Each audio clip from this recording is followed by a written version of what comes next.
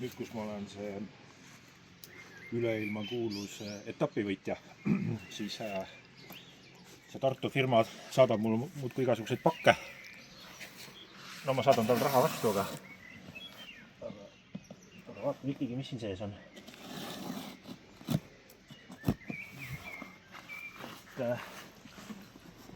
Et me proovisime ühte KT sellist lihtsama sõidu, kuidas öelda, lihtsamate sõiduomadustega foili. Siis tellisime kohe endale ka igavese hunniku jubinaid. Täpsemalt tellisime kõik asjad peale selle foili enda, sest seda ei olnud laos. On tagatiib, mis on, ja see on tagatiib, mitte esitiib, mis on mõnusate ümarguste otstega. Midagi ei ole väga terav, et kui algaja otsa kukub, siis ei hakka kohe verd lahmama. Siis on šimm, masti šimm. See on siis selle jaoks, et põhimõtteliselt kui see mast on, ütleme, vertikaalselt, õigemini, laud on vees, on ju, lamedalt, nii nagu vesi on, ja see šimm natukene surub seda foili otsa allapoole vees. Ehk siis nende osade foilidega, millel on väga suur tõstejõud, nende foilidega see šimm aitab nagu natukene edasi lükata seda, millal see laud välja tuleb. Sest ennem on vaja päris korralik hoog sisse saada. Et muidu juhtub niimoodi, et see foil tuleb enne välja, kui sul on lendamiseks vajalik hoog sees. Ja minul vähemalt need aitavad.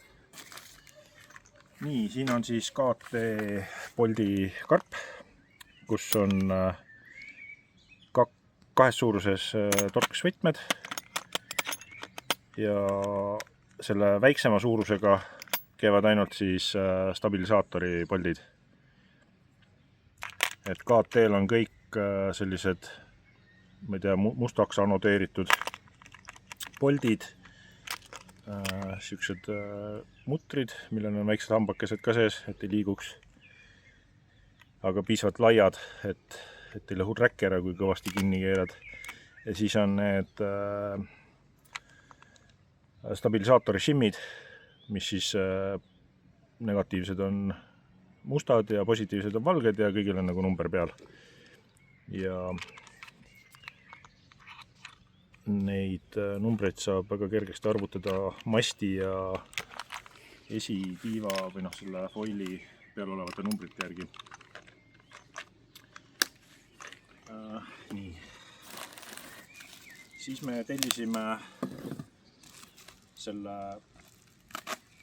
mantafoiliga sõitmise jaoks ühe eraldi alumiiniummasti, et saaks sinna sisse panna selle mootori kaabli. Aga alumiiniummast on siis modulaarne, on see, mis ta siis on, see plaat, millega mast käib laua küljes. Siis on mast ise. Mast on, need sektsioonid on küll EPO-t täis valatud siitpoolt otsast.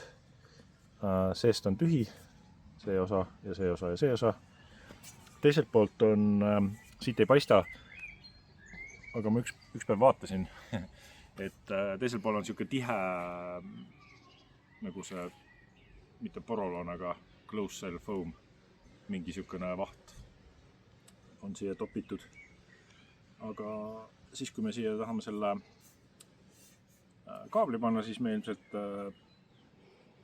puurime siia mingid augud sisse ja võib-olla võtame midagi välja. Et meil on olulisem siis see, et see kaabel, mootori kaabel ei jookseks mööda seda masti alumist joont või alumist serva,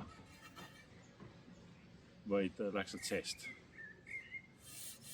Ja kui see mast vett täis läheb, siis meil sellest on ükskõik. Nii. Siis on meil puselage.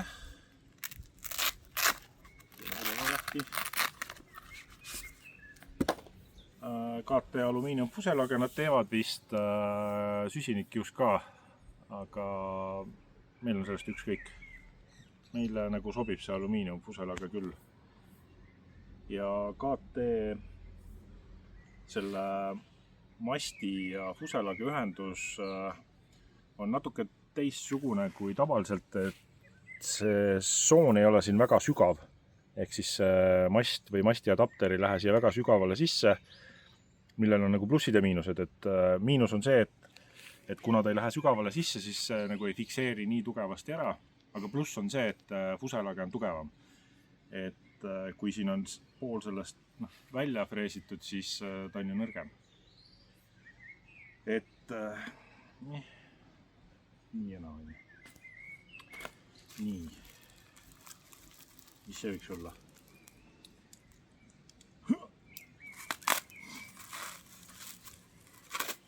Ja me neid videosid teeme sellepärast, et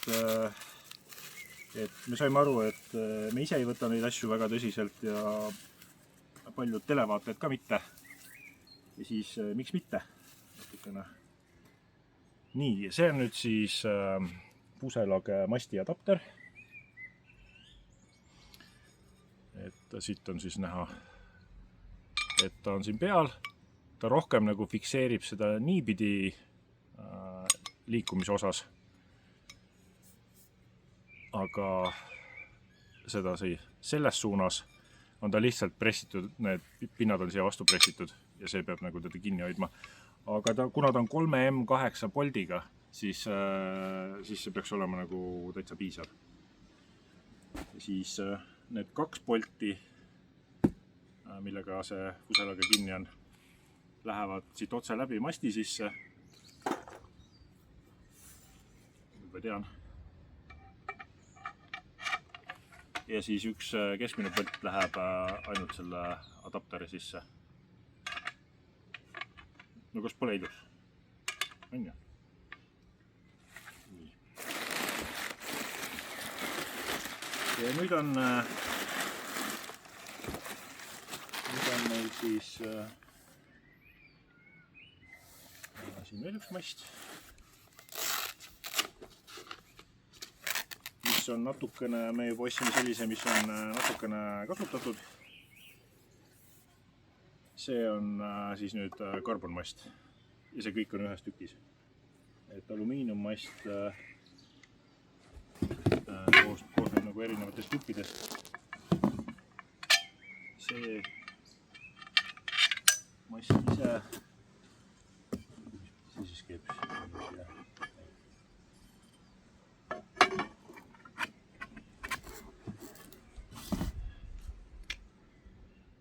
Ja siis on veel üks puselage.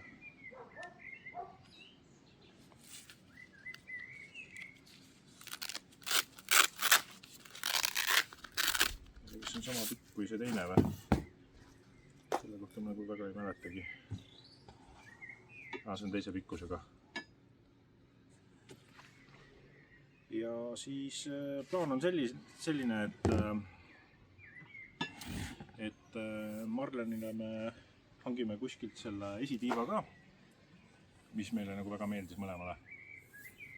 See on see Instinct 2200 ja see on enam-vähem samas suurusjärgus kui need Subfoili V1100 ja 1250, mis on nagu hästi suured, aeglased, sellised raskemad, ütleme 90+ algajate foilid ja nende kõigi selline superpower on see, et nad nagu ei viska välja kiiresti, vaid tulevad nagu rahulikult, hästi rahulikud, aga me avastasime, et selle KT, mis on nagu umbes 10 aastat uuem disain, erinevus võrreldes nende Subfoili esitiibadega on see, et ta nagu kõigub vähem. Ta kuidagi on natukene stabiilsem, just see roll ja see igasugune ei sõltu nii väga sellest jopist ja asjast. Et hästi stabiilne. Korraks on isegi siuke tunne, kui sellega sõita, et kas sellega on raske pöörata, aga tegelikult ei ole raske. Lihtsalt kallutad ja pöörad. Siis kui mina proovisin sellega sõita, siisjalavahetused olid nagu tõesti nii nagu köögilaud. Et tavaliselt ma pean nagu väikse pambi tegema, et kui ma jala ära vahetan ja uuesti nagu selle sinna nagu minu raskus peale läheb, siis tavaliselt see foil vajub või laud vajub natuke ettepoole, aga sellega ei juhtu mitte midagi. Nii. Jah, ja siis järgmine video on sellest, kuidas me siia oleme külge pannud selle Mantafoili. Pull!